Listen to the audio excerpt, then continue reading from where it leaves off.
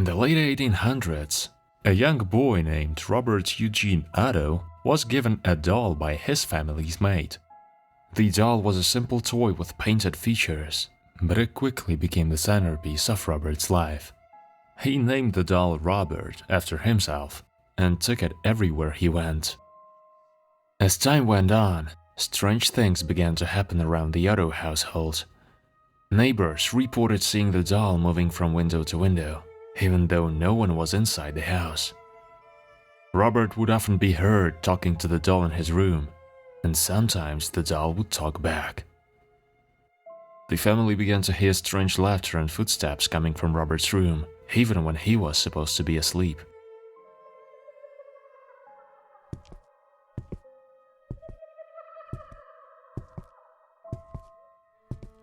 Objects would move on their own, and furniture would be rearranged overnight.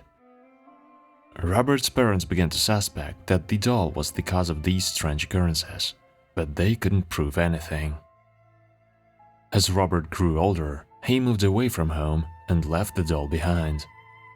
But when he returned years later to settle his family's estate, he found the doll still in his old room. As soon as he saw the doll, memories flooded back, and he took it with him to his new home.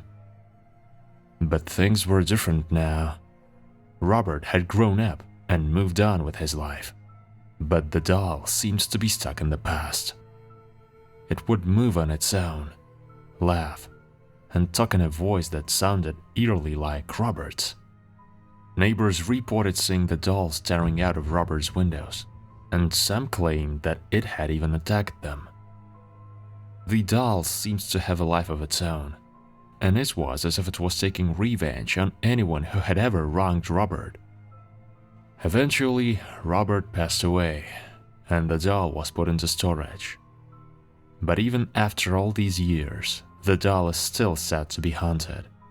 Visitors to the museum where the doll is now kept report feeling a strange presence, as if they are being watched by something malevolent.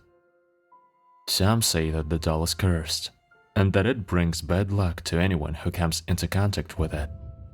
Others believe that the spirit of Robert himself is trapped inside the doll, seeking revenge on anyone who dares to cross him. Whatever the truth may be, the legend of Robert the doll lives on.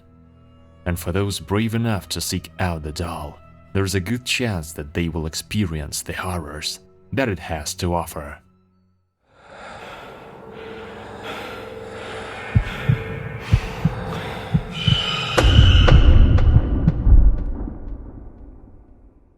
When you think of haunted dolls, it's likely the creepy old Victorian-looking porcelain kind that springs to mind, none of which you probably have laying around. Still, don't get too comfortable around any kid's toys too soon though.